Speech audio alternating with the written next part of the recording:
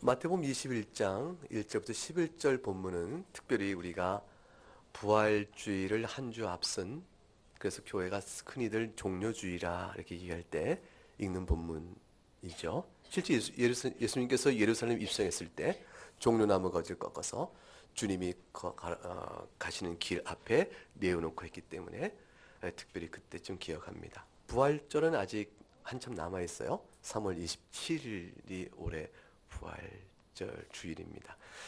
그러면 종료주일은 3월 20일이 되어야 하는데 오늘 어째 이 본문을 읽었는고라는 것이 이제 생각되어지겠죠. 대체적으로 이제 교회가 4세기 이후부터 교회 안에 이제 가졌던 하나의 전통이 있는데 그 부활절을 앞두고 주일을 뺀 나머지 40일 기간을 사순절 이렇게 해서 지켜왔던 교회 전통이 있습니다. 예수님이 부활을 앞두고 예수님의 고난을 깊이 생각하자라는 이제 의도인 것이죠. 그런데 이제 그것이 하나의 종교 의식화되고 하나의 교인들의 의무인 것처럼 되어지면서 우리가 다 그렇게 받기 어려운 일들도 많이 있습니다. 대체적으로 이제 선한 부분들을 보게 되어지면 이 사순절 기간 동안에 사람들은 죄의 종력에 대한 몇 가지 일들을 스스로 살펴서 실천적으로 금할 것들을 좀 금해보고 그다음에 금식도 하는 그런 일들을 하면서 해나가는데 이것이 성도의 신앙의 자유에 따라서 자신이 경건한 노력을 위해서 나름대로 하는 일들은 괜찮지만 이 교회적으로 종교적 의무처럼 교인들에게 명할 것은 아닙니다. 따라서 이것이 하나의 의식화되어지고 종교의 의무화되어지고 하나의 율법적 멍에처럼 씌워지는 관행에 대해서 그것이 아니라 하여 그렇게 교회가 지키지 않고 개혁교회는 더욱더나 그걸 지키지 않습니다. 그래도 불구하고 부활절을 앞두고 사순절 기간이라고 정한 이 시간 동안에 많은 교회들이 또한 개혁교회를 포함한 많은 교회들이 경건하게 주께서 이 땅에 오신 목적이 무엇인가를 생각하는 기회를 갖는 것들은 그것은 권장할 수 있고 또한 필요한 일이기도 합니다. 그래서 실제 지금 10계명을 쭉 우리가 주일마다 살피면서 5계명까지 살펴보았는데 이제 부활 주일이 오기 이전까지 마태복음 21장을 통해서 주의 말씀의 뜻들을 살펴보고 주께서 행하신 바를 살펴본 이후에 그 이후에 다시 6계명부터 필요한 내용을 살펴보도록 하겠습니다. 예수님께서 예루살렘에 입성하는 오늘 본문의 내용은 예수님이 앞으로 이 땅에 사실 기간이 불과 일주일밖에 안 남아있는, 아니죠. 일주일이 아니죠. 목요일 잡히시고 금요일에 죽으시니까 사실 5일여 남아있는 요 남은 시간입니다. 이 남은 시간에 주님께서 예루살렘 들어가십니다. 이전에도 예루살렘에 오셨지만 그때와는 의미가 사뭇 다릅니다. 이제 마지막 이 땅에 오셔서 본인이 행하셨던 모든 사역의 의미가 무엇인가를 드러내고 교훈도 분명히 가르쳐야 될 마지막 순간이 다가온 겁니다. 그런데 주님께서 이 예루살렘에 입성하시면서 매우 특별한 지시를 하신 것이에요. 제자들에게 나귀를 갖고 오라 하셨어요. 나귀와 나귀 새끼를 끌고 오라 하셨어요. 도대체 그러고 나서 그 나귀와 나귀 새끼 위에 타고 가시는 거예요. 이 타고 가시니까 그 타고 들어가시면서 제자들과 함께 예수님을 추종해온 무리들이 사뭇 있었습니다. 예수님께서 행하신 사역과 그런 일들 들었으니까 예수님을 추종하는 이들이 사뭇 있었는데 그들 일정한 무리를 끌고 예수님 들어가실 때 마치 그것이 주님의 행차는 왕의 행차와 같은 모양을 가졌을 때 왕치고는 참 별난 왕인 것이죠. 왕다운 모습은 하나도 없는데 그것은 왕의 행차 같은 형태를 지닌 형태로 주님이 들어갑니다. 주님께서 그렇게 들어가실 때 놀라운 변화가 생기기 시작한 거죠. 온 성이 소동하기 시작했습니다. 사람들이 합류에 합류를 더하게 되어져요. 예수님 앞에서 그를 올 때 호산나 다윗의 자손을 외치는 자들이 수가 늘어나며 점점점 겉옷을 벗어서 그에 나가는 행차길 앞에 깔아주고 종려나무까지 깔아주고 이런 일들이 계속 있게 되어진 일이에요. 호산나 다윗의 자손을 외치는 이 소리가 온 성에 요란하게 되어진 것입니다. 주님께서는 그런 반응을 예상하셨죠. 당연히 아시죠. 호산나 다윗의 자손이여 외치는 이 소리는 사실은 이미 주님께서 들으신 얘기예요. 예수님께서 맹인을 치료하기 전에 맹인이 예수님이 지나간다는 말을 듣고 다윗의 자손이여 나를 불쌍히 여기소서 이렇게 외칠 때 그래서 다윗의 자손은 당신이 메시아 아니요. 당신이 오시면 맹인도 눈을 뜬다고 했으니 내 눈을 뜨게 해주소. 성경 아는 자는 메시아에 대한 기대가 굉장히 컸던 것이죠. 다윗의 자손인 그가 오면 눈도 뜰 것이라. 맹인에게는 그것이 소망이었고 나병 환자는 다윗의 자손 그가 오면 치유하실 것이라. 이걸 기대하는 바가 있었고 각기 다윗의 자손 그것이 오면 다윗의 자손 그분이 오시면 우리 안에 소망과 치료가 있을 것이라. 이런 바람들이 다 있었던 것이에요. 주님은 그런 다윗의 자손 칭호를 들으셨죠. 그 말이 올 때마다 들을 때마다 제사장들과 이스라엘 서기관들은 격분을 하죠. 흥분을 해요. 그런데 소문이 이어지고 주님을 따라가는 무리가 생기면서 예루살렘에 입성을 할 그때쯤에 수가 합류가 됩니다. 그러면서 다 오늘 본문에 본 것처럼 호산나 우리를 구원하소서 다윗의 자손이여 외치는 소리가 진동하게 되어집니다. 예수님은 이와 같이 온 성이 이렇게 울리게 되어질 때 이 울림 때문에 대제사장들과 서기관들과 그 종교 지도자들이 격분하여 예수님을 향하여 죽이고자 하는 마음을 더욱더 갖게 될 것을 알고 계셨을까요? 모르실까요? 당연히 아시죠. 당연히 아십니다. 그러나 주님께서는 그들의 심사를 건드리십니다.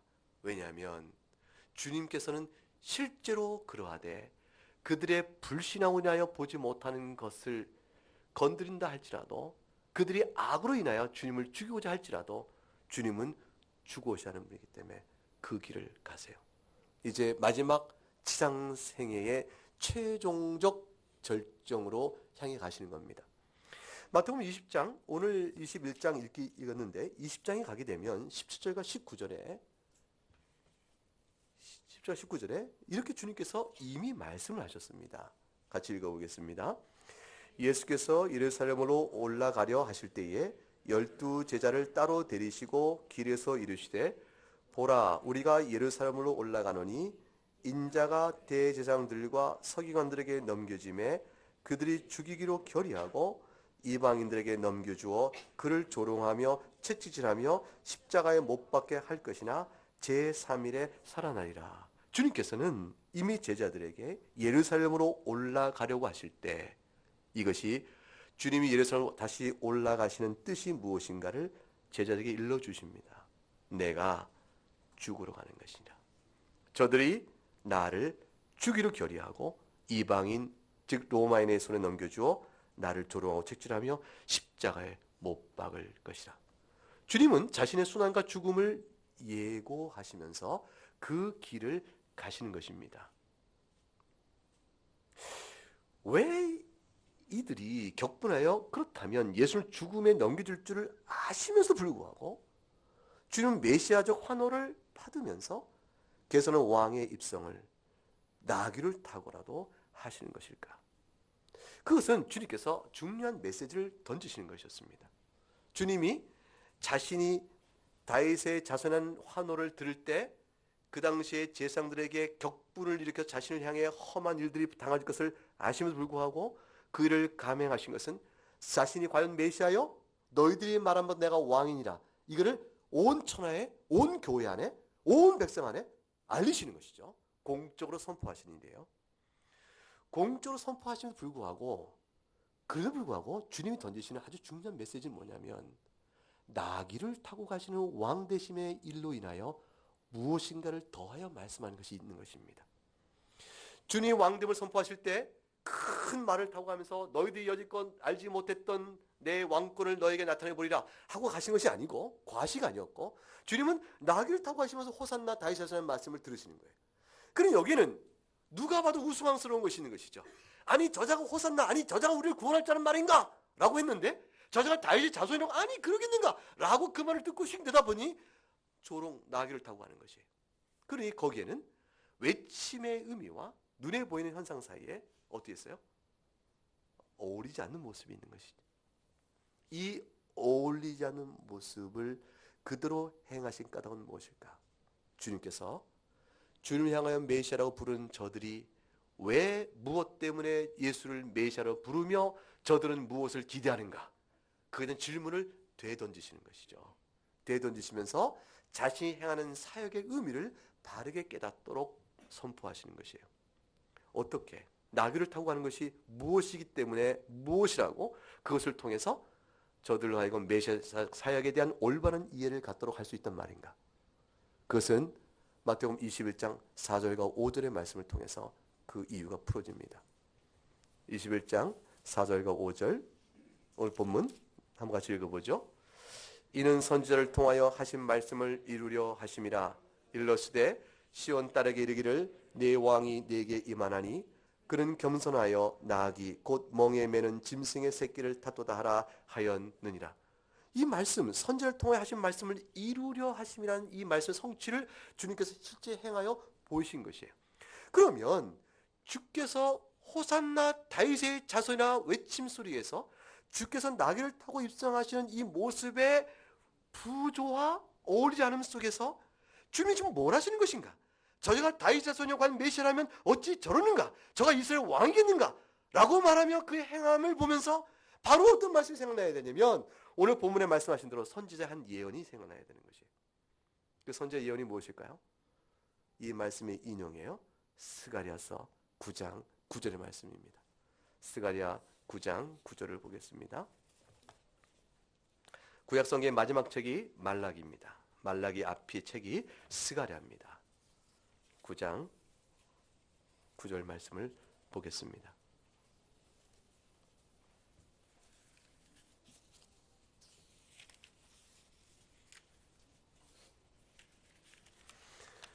구절 말씀 읽어볼까요?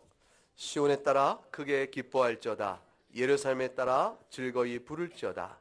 보라, 네 왕이 내게 임하시나니 그는 공의로우시며 구원을 베푸시며 겸손하면서 나귀를 타시나니 나귀의 작은 것 곧 나귀 새끼니라. 여러분 성경을 두 곳에 같이 갖고 있으면 마태복음 21장 5절의 말씀과 마태복음 스가랴 9장 9절의 말씀을 비교해 보시기 바랍니다. 비교해 보게 되면 하나의 차이를 볼 수가 있습니다. 그대로 같은 말씀인데 차이가 있어요. 마태복음 21장엔 인용되지 않은 한 가지 말씀이 있죠. 스가랴 9장 9절에 어떤 말씀일까요? 그는 공의로우시며 구원을 베푸시며 라는 말이 빠진 채 인용이 되고 있습니다. 무엇을 뜻할까요? 메시아는 이 땅에 오셔서 공의를 베푸실 것이며 구원을 베푸실 것이지만 그러나 그의 공의와 구원의 사역을 어떤 방식으로 이루시는가? 그 사역의 성격과 그걸 이루시는 방식의 내용이 스가랴 9장 9장 둘 다 나와 있는데 오늘 마태복음 21장에서는 공의로움과 구원을 베푸는 사역의 성격을 빼놓고 겸손하여라는 말로 바로 이어붙여서 메시아 사역의 방식이 그의 낮아지심이 있다라는 사실을 선포하고 있는 것이에요. 예수님께서 나귀를 타고 예루살렘에 입성하는 것은 그가 메시아가 아니기 때문이 아니요. 그가 메시아임인데 그가 메시아 사역은 이와 같이 낮아짐으로 이루어진다는 사실을 선포하시는 것이에요. 그 낮아짐이 도대체 무엇일까? 도대체 왜 그렇게 하실까? 마태복음 스가랴서 13장 1절을 가게 되면 이렇게 되어 있어요. 그 낮아짐의 사역이 이루어질 이유가 나오죠. 스가랴 13장 1절 읽어봅니다. 그날의 죄와 더러움을 씻는 셈이 다윗의 족속과 예루살렘 주민을 위하여 열리리라. 죄와 더러움을 씻는 셈이라. 지금 나귀를 타고 오는 그 왕, 네 왕이 너에게 올 것이라 했는데 그 네 왕이 오셔서 하실 공의 사역과 구원을 베푸는 사역의 내용은 무엇인가? 죄와 더러움을 씻는 것이라. 정결케 하며요.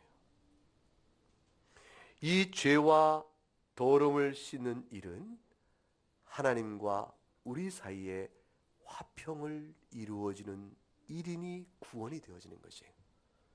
영원한 정죄 아래 놓일 수밖에 없는 죄인된 우리들을 하나님의 진노 아래서 우리를 구원해내는 일이라는 것은 우리가 범한 모든 죄의 책임을 면케하는 일이요, 부패한 우리 성정의 더러움을 씻어주는 일, 그 일이 아니고서는 하나님의 진노에서 우리를 구원할 수 없는 것이요, 하나님과 우리 사이의 평화를 말할 수가 없는 것이요, 사람과 사람 사이의 모든 악을 그치고 화평을 말할 수 없는 것이니 정령코 메시아 사역은 하나님의 진노에서 우리를 구원하는 것이라. 따라서 이 일을 이루는 우리는 죄의 문제를 다스리는 일이기 때문에, 죄의 문제를 다스리기 때문에 그는 겸손하여 나귀를 타신 일로 메시아 사역을 상정화하고 드러내주게 되어집니다.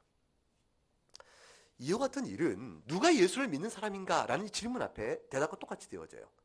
예수님께서는 자신의 사역을 어떻게 설명하셨냐면 마태복음 11장 28절과 30절에 다시 마태복음 들어오세요.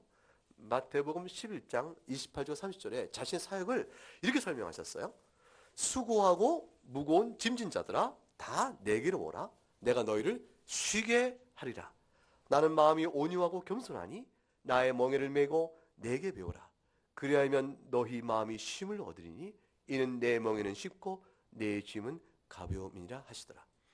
이 말씀의 뜻은 예수 그리스도께서 우리에게 베푸시는 구원이 쉽다.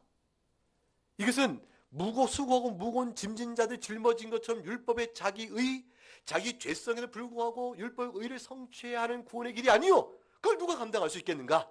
그것이 아니요. 죄인들은 우리를 향하여 불러내시는 온유하고 겸손하신 주님의 사역이라 이 사실을 말해주는데 이 온유하고 겸손한 주님의 사역은 오직 한 사람만이 받습니다. 그게 뭐냐면 온유하고 겸손한 자만이 받아요.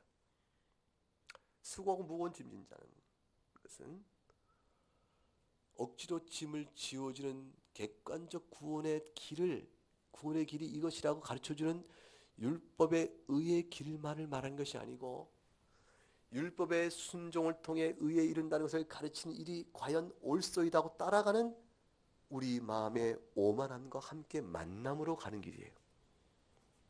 누가 복음을 듣고 믿죠? 자신이 죄인인 줄 아는 사람이나마니 그거를 주를 믿고 따릅니다.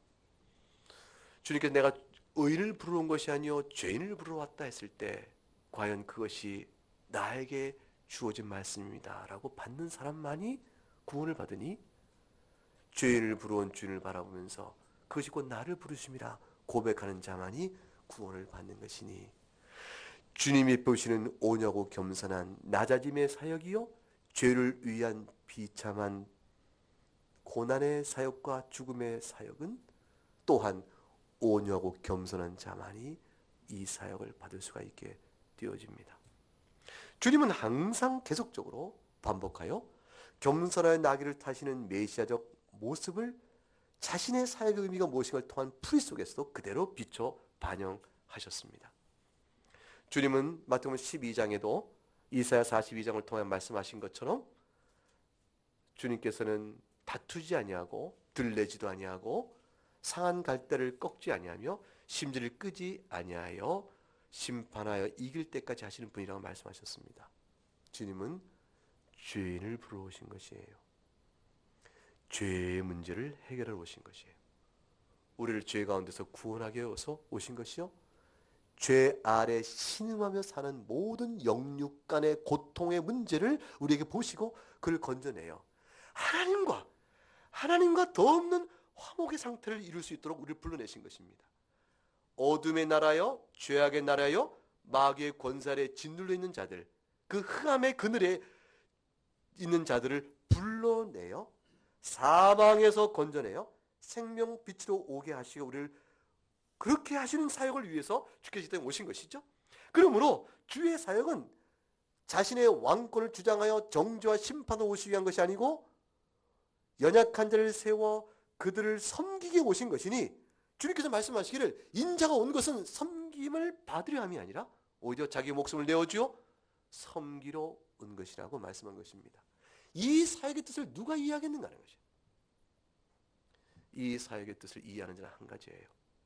자신의 하나님의 은혜를 입어서 자신의 소망이 없고 죄인됨을 아는 자, 심령의 심히 통회하고 회개하는 자만이 비로소 아는 은혜의 길인 것입니다. 그래서 메시아는 인간이 욕망 중에 바랐던 그 꿈을 성취해 준 분이 아닙니다. 메시아가 이 땅에 오셔서 이루시는 하나님 나라의 아름다움은 우리 육적인 슬픔과 환난을 명쾌해 줍니다. 아픈 자를 병낫게 해주고 슬픈 자에게 위로를 주시고 다시는 환난과 궁핍과 서러움과 죽음이 없게 하시는 일이에요. 이 모든 것은 모든 이 땅에서 사는 사람이 다 바라는 일이죠. 그럼 그 모든 일이 어떻게 우리에게 주어지는 것인가 하는 것은 근본적 우리의 슬픔과 환난의 원인인 죄의 저주로부터 해방이 주어질 때 필요한 것입니다. 죄의 저주로부터 해방이라는 것은 우리에게 죄 문제의 해결을 통하여 이루어진다는 것을 말하는 것이요. 그것은 돌이켜보게 되면 죄의 저주라는 것은 전부 사망의 그늘이니 사망을 패하는 자가 없이는 될 수 없는 일이요. 따라서 그 일을 위하여 오시는 낮아지시는 고난과 죽음의 메시아를 통해서만 이루어지는 사실을 우리에게 보여주는 것입니다. 메시아를 찾는 이유가 바로 그 사망을 패하기 위하여 스스로 우리 죄의 짐을 지고 죽으시고 죽음으로 죽음을 죽여버리신 그 일을 이루신 메시아가 아니면 결코 우리에게 이 일일 수 없다는 사실을 알고 나오는 자들에게만 비로소 열어지는 하나님 나라, 비로소 보여지는 메시아 나라, 그것입니다. 오늘 들어올 때에 온 성이 요동할 만큼 호산나 다윗의 자손이여 저들이 외쳤습니다. 무엇을 기대했을까? 그들은 육적인 해방을 기대했어요. 이스라엘의 로마 제국으로부터의 해방이요, 다윗 시대의 영광이요, 그들이 먹고 살고 피한 모든 것을 만족해주는 메시아였습니다. 오병이의 기적을 통해서 주님께서 5천 명을 들판에서 빈들에서 먹이셨습니다. 여러분 같으면, 아니 우리 같으면 살짝 안 그러겠어요? 5천 명을 먹이신 이적을 체험하고 어찌 그 이적을 베푸신 예수님을 왕으로 삼고자 하지 아니하겠어요? 오늘 우리나라의 모든 문제를 어느 순간에 어떤 문제를 극적으로 해결해주는 한 분을 만나면 우리가 그야말로 그를 우리의 지도자요, 왕으로 섬기자, 그 일이 마땅한 반응인지라. 온 그 경험한 표적과 이사를 본 사람들이 다 모여들어 예수님을 왕으로 삼고자 하나 예수님은 그들을 피하셨다. 이유는 딱 하나였습니다. 너희가 표적을 본 까닭이 아니요. 무슨 뜻이죠? 내가 오병이의 기적을 베푼 그 표적이 가리킨 바에 대해 영적인 뜻을 깨닫고 온 것이 아니요. 다만 너희는 먹고 배부른 까닭에 나를 왕으로 삼기려니 내가 너희를 피한다. 제자가 아니라 했어요. 너희도 나를 떠나려느냐 했습니다. 주님께서는 참 이상하게도 그가 능력을 행하고 그 소문을 잠재우십니다. 문둥병을 치유하고 나서 알리지 말라 하시고 장님을 눈뜨게 하고 알리지 말라 하세요. 왜 그러셨을까요? 메시아 사역에 대한 오해지요. 그 소문이 퍼져나감으로 인하여 제사장들이 시기하여 자신이 때가 되기 전에 주님을 잡아 죽이고자 하는 일들이 없게 하기 위한 하나님의 구속 섭리의 절차를 생각하신 배려이면서 동시에 그러나 그들 다 알리고 맙니다. 알리는 결과로 모든 사람이 예수 예수 이름 부를 때마다 구하는 것은 눈뜨기를 원하는 것이요, 병 낫기를 원하는 것이요, 먹고 배부른 것이었으니 그들 영광의 메시아를 바라볼 따름 죽고 낮아지는 메시아를 보지 못하는 것이에요. 하나님 나라의 소망을 바라보지 못하는 것입니다. 죄인들을 향하여 폐쇄된 낙원을 다시 문을 열어 저들로 하여금 하나님과 먹고 더불어 살아가는, 하나님과 교통해가는 지극 거룩하며 평강의 복으로 그들을 불러내시는 일들이 주께서 이 땅에 오셔서 하실 일일 터인데 저들이 죄의 문제를 보지 못한 채 먹고 배부른 일로 메시아를 찾는다면 그 일이 어찌 정당한 메시아적인 고백이요 소망이라 할 수 있겠습니까?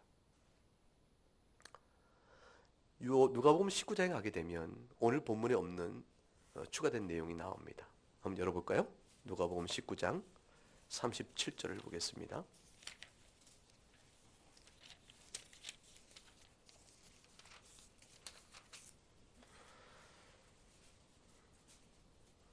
(37절로부터) 38절 두 절을 한번 읽어보겠습니다. 이미 감난산 내리막길에 가까이 오심에 제자의 온 무리가 자기들이 본 바 모든 능한 일로 인하여 기뻐하며 큰 소리로 하나님을 찬양하여 이르되 찬송하리로다 주의 이름으로 오시는 왕이여 하늘에는 평화여 가장 높은 곳에는 영광이로다 하니 이거는 극단의 찬송입니다. 38절은 시편 148편의 인용인데 이것은 어마어마한 찬송이에요. 하늘에 있는 평화여 가장 높은 곳에는 영광이라는 말은 우리에게 익숙한 말이지만 그 일을 이루시기에 오시는 분은 저 높은 곳에 오시는 이요 주의 이름으로 오시는 왕이시니 그분이 곧 여호와 자신의 도래입니다. 이게 이사야 40장에서 주께서 역사상 유례없는 임재를 행하실 것이다. 여호와께서 이 땅에 임하실 것이다. 여호와기를 예비하라 했던 세례 요한의 메시지 인용됐던 것과 똑같은 것이에요. 오시는 그이가 곧 하나님이시라고 선포한 것이죠. 이 말을 들으니까 39절에 바리새인이 펄쩍펄쩍 뛰게 되는 것이죠. 선생이여, 예수여, 당신의 제자들을 책망하소서. 하지 못할 말을 한다. 하지 못할 말을 한다. 신성 모독을 한다는 것이죠. 근데 주님께서 40절에 뭐라고 말씀하시죠? 읽어볼까요?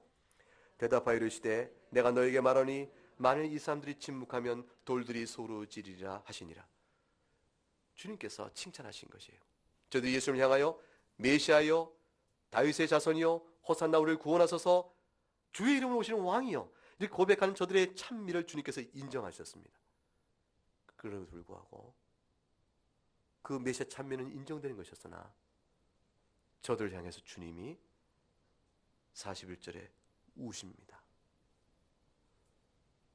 어떤 일일까? 주님 왜 우실까요?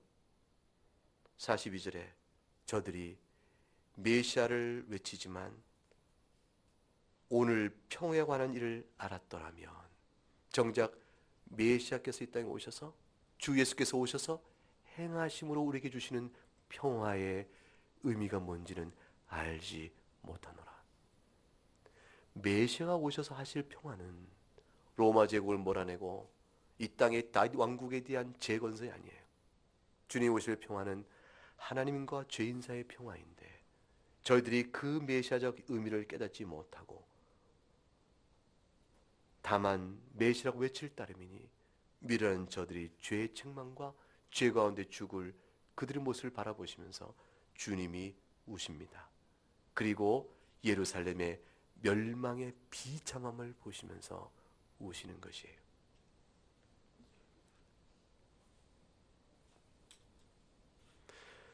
자신의 기대가 무너졌을 때 저들은 단번에 주님을 배반합니다.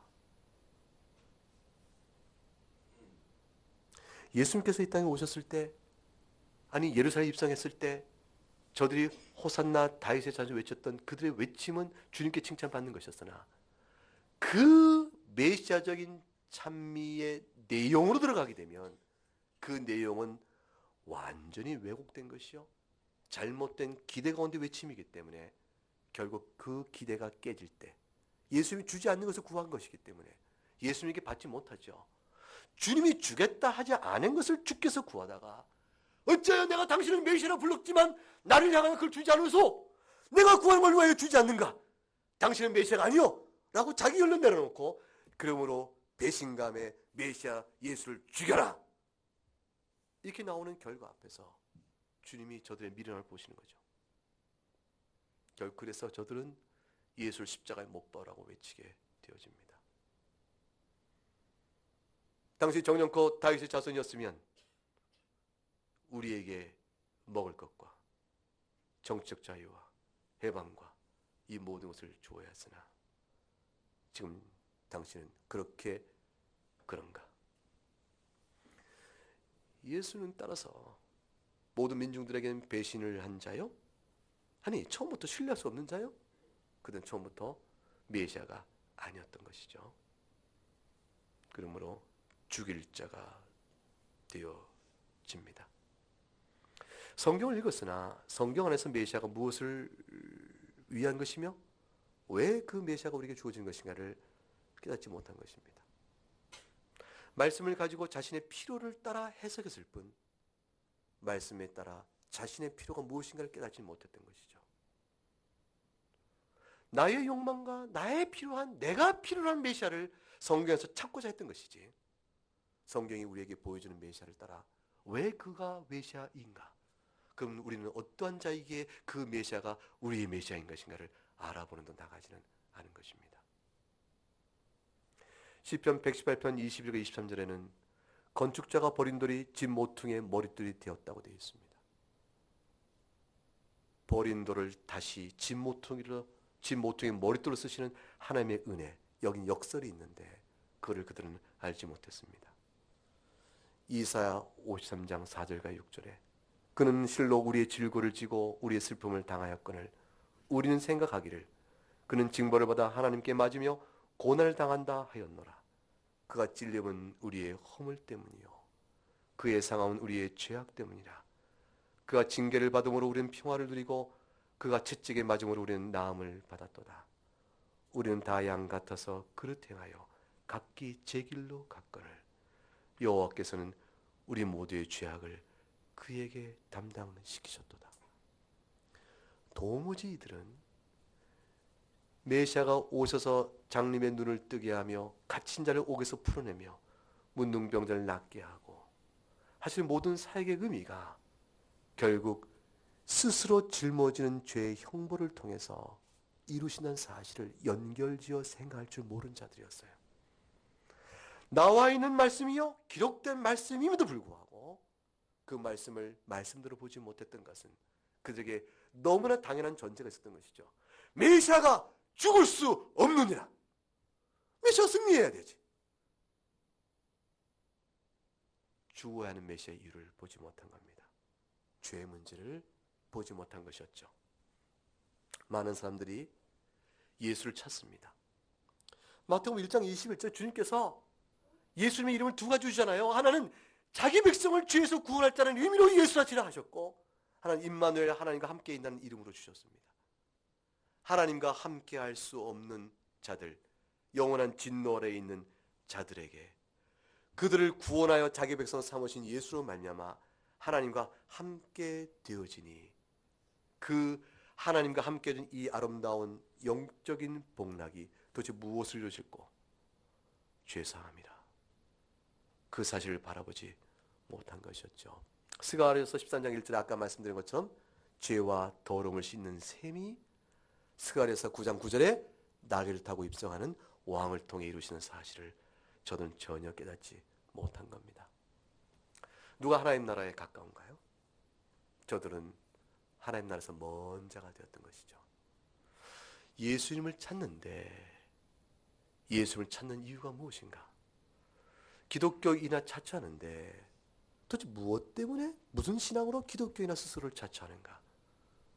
그 질문 앞에 정직한 성경적 대답에 따라서 그가 참된 하나님 나라의 백성인지가 확인되어질 것입니다. 만일 한평생 좀 더 편안하자,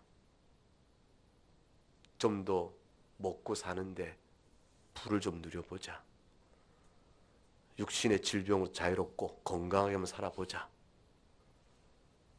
그래서 자식 잘 되고 대대손손 부귀를 한번 누려보자, 남보다 좀 장수해보자, 높은 관직에 한번 올라가 보자, 시험 볼 때 기도의 힘으로 한 100점 맞아보자, 내 사업하는데 믿음으로 해서 사업 한번 떵떵거리면 한번 이뤄보자, 세속적 욕망과 야망 때문에, 아니 그 바람 때문에 그것이 이유가 되어 신앙의 기초가 되어지고 출발이 되어지고 내내 그것을 이루면과 이루어진 어떤 사실과 자기 나름의 간증을 삼아 신앙을 믿고 예수를 따랐다면, 반대로 만일 예수로 인하여 환난과 근심과 어려움과 핍박과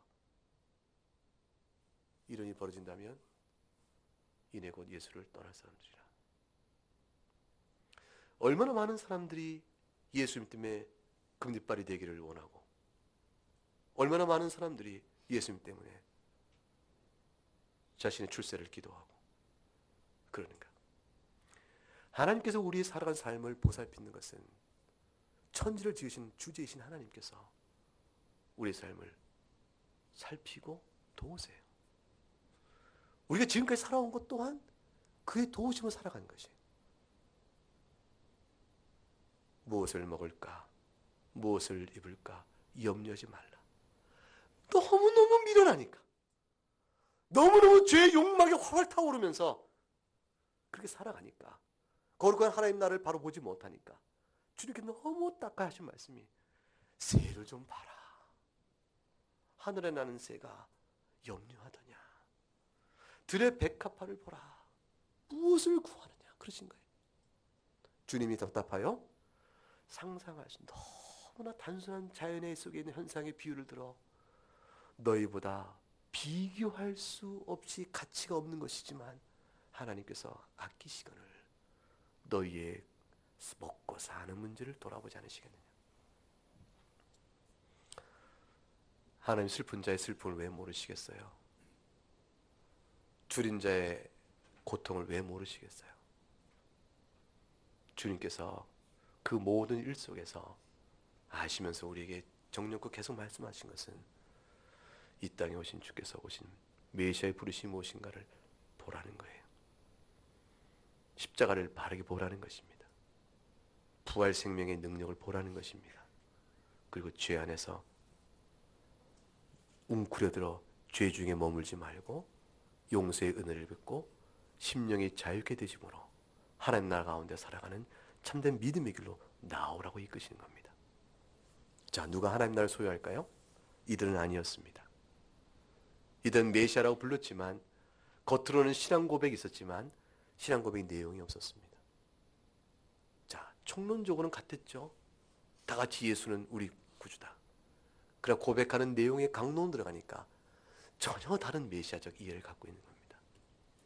여러분의 예수는 어떤 분이시고 여러분이 이해하는 복음은 여러분에게 무엇을 주는 것인가를 생각해 보아야 합니다. 기도 응답이라는 것은 세속적인 삶의 필요에 대한 응답도 있고 세속적 삶의 필요를 응답하지 않는 너무나 많은 경우도 우리 속에 그대로 있는 겁니다. 몸이 병들었을 때 병낫게 원하지만 한 번에 나았을까? 오랜 세월 동안 병에 시달리면서도 그냥 그대로 끝나는 경우도 허다히 많죠? 생계 때문에 주 앞에 기도할 때 생계가 그 기도로 인해서 단번에 해결됩니까? 그렇지 않고 많은 슬픔과 아픔 속에서 견뎌야 할 때가 많이 있죠? 그 모든 상황을 주님 다 하시는 것이에요. 그래서 불구하고 정녕 예수의 이름을 부르고 주 앞에 나와 그를 나의 구주 고백할 때 그 믿음의 이유가 뭐냐고 물으시는 것이죠. 죄입니다. 죄에서 구원하시는 하나님의 무궁한 은총입니다. 그와 함께 더불어 살아가는 거룩한 하나님 나라의 백성됨에 대한 행복입니다. 거룩한 하나님 나라의 백성됨의 행복이 영생을 맛보는 기쁨과 즐거움으로 신령하게 우리 안에 들어오게 되어지면 감당하는 것이 살아갈 수 있게 되어지는 것이에요.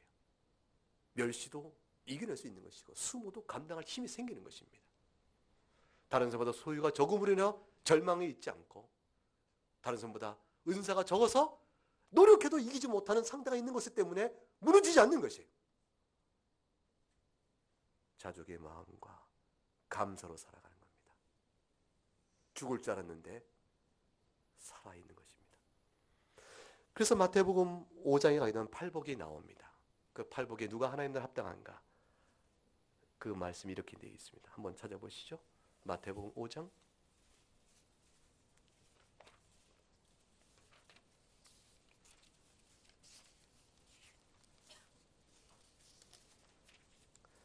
3절로부터 10절까지 읽어볼까요? 심령이 가난한 자는 복이 있나니 천국이 그들의 것이며 애통하는 자는 복이 있나니 그들이 위로를 받을 것이며 온유한 자는 복이 있나니 그들이 땅을 기업으로 받을 것이며 의에 주리고 목마른 자는 복이 있나니 그들이 배부를 것이며 긍휼히 여긴 자는 복이 있나니 그들이 긍휼히 여김을 받을 것이며 마음이 청결한 자는 복이 있나니 그들이 하나님을 볼 것이며 화평하게 하는 자는 복이 있나니 그들이 하나님의 아들이라 일컬음을 받을 것이며 의를 위하여 박해를 받은 자는 복이 있나니 천국이 그들의 것임이니라. 주님께서 천국을 약속하신 주의 제자들이 누군가를 생각해 보세요. 심령이 가난하여 나는 의의가 없고 죄뿐이오니 용서하신 그리스도의 의만이 나를 부욕해 합니다. 그 앞에 내어놓는 믿음의 사람들, 자기의 연약한 옛사람의 죄성이 발동될 때마다 눈물로 주 앞에 애통해야 할 줄 알며 그리스도의 이름을 욕되게 하는 교회의 연약성과 세상의 연약성 때문에 아파하는 사람들, 그 자신의 교만과 정욕을 억누르고 말씀대로 살 따름이다. 하나님의 주권적 섭리 앞에 모든 걸 의탁하며 감사를 받는 온유한 사람, 이 온유는 단순한 성품이 아니고 하나님의 주권적 섭리에 대한 철저한 의탁이에요. 하나님께서 행하지 않으시는가? 그러므로 그 앞에서 나는 다만 주의 인도하심을 따라 살 뿐, 그래 내가 바라는 것은 내 안에 그리스도의 뜻이 이루어지고 하나님 나라의 의가 이루어진 것이라 하나님 나라의 의의 성취를 간절히 바라는 사람, 내가 주 앞에서 용서와 오직 하나님의 자비와 긍휼을 입었으니 내 어찌 다른 이들을 긍휼히 않을 수 있겠는가 싶어 의의 다툼을 하지 않는 사람. 성결한 은혜를 입어 말씀과 성령의 도우시는 마음을 정결케 하기를 원하는 사람. 그래야 악한 다툼 속에서 화평을 도모하는 사람. 예수 때문에 박해도 감당하는 사람. 이런 사람이 천국 백성이라 했습니다. 이 믿음은 나귀를 타고 들어오시는 메시아를 아는 사람만이 비로소 가질 수가 있는 거예요. 나귀를 타고 오는 메시아가 왜 나귀를 타고 오시는가? 그의 사역을 위하여 그걸 통해 드러내시는 뜻을 깨닫지 못하는 사람은 결코 팔복을 누린 사람이 못 되는 것입니다. 몸이 아플 때 병을 일시적으로 지연시켜주고 때로는 낫게 주신 하나님의 은혜를 경험하기도 합니다. 생업을 놓고 주 앞에 기도했을 때 주님께서 생업의 기회를 열어주셔서 죽지 않도록 붙으시는 은혜도 또 우리가 고백할 수 있습니다. 꼭 붙어야 할 시험인데 몇 번을 떨어졌지만 하나님 붙을 수 있도록 힘을 주세요. 그 시험 준비하느라고 1년 동안 애쓰는 동안에 하나님이 잘 도우셔서 그래서 어떻게 그때 시험에 붙는 그런 은혜로 느끼기도 합니다. 살아가는 영육 간의 하나님의 도움을 우리는 경험합니다. 그러나 그 모든 것들은 하나님께서 우리의 참된 구원자 되시고 우리를 다스려 가시는 그분의 통찰에 들어오도록 하시기 위한 섭리의 내용들이요 인도하심입니다.